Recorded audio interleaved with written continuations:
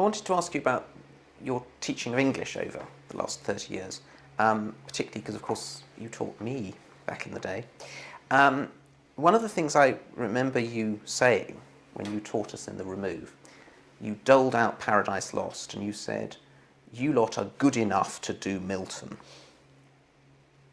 Do you think there are some texts that only certain classes and certain pupils should be given?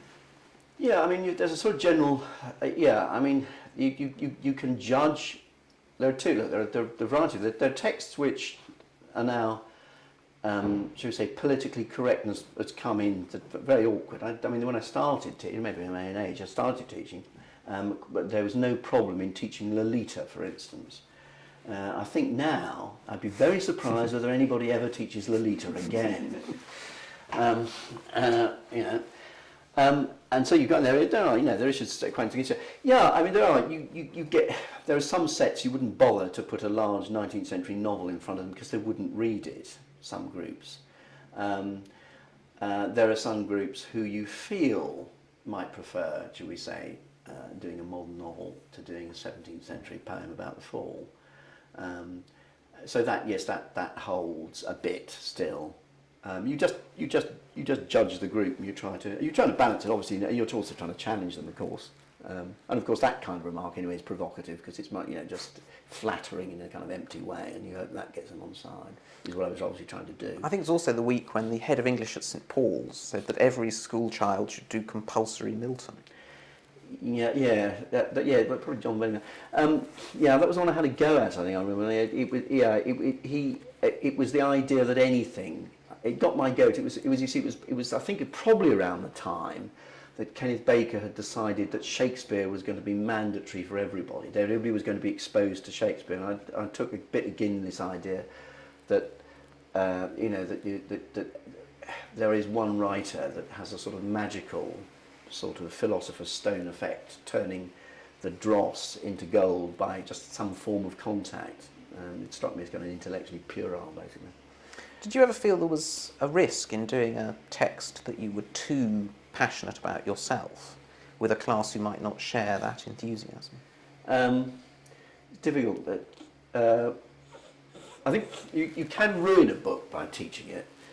In the sense that you can either teach it too often, it becomes too. I mean, something like The Great Gatsby, I'm now too familiar with, and I'm not sure I can ever really read it again because I've taught that to death because it goes down so well as a kind of an initial sixth form text. So you're in danger of the other way in terms of being, just being too. I don't think you can be because I think that sometimes texts are a bit specialised and you never quite, they have space. I mean, something like Ford Manic Ford's The Good Soldier.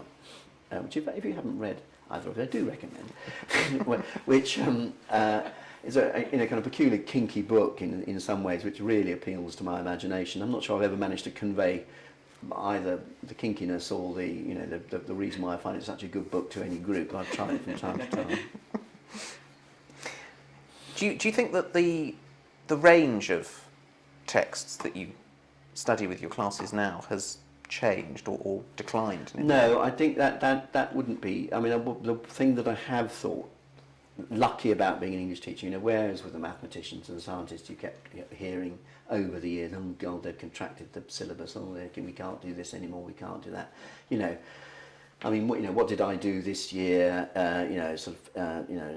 Thomas Hardy, I've done some Swift, I've done some Shakespeare, I've done some Webster, Milton's still there. No, is the art. In the end, I know the syllabuses have allowed you still. They have been the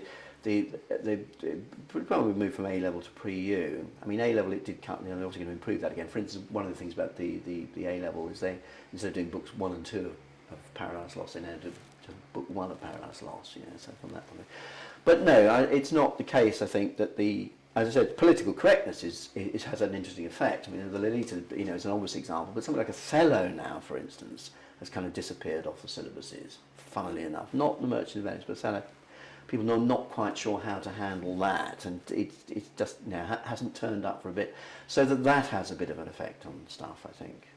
I can remember when we did Othello in the Remove, and it seemed to me that you always enjoyed being a big character in the classroom, Othello, Volpone, God in Paradise Lost, or Satan in Paradise Lost, possibly.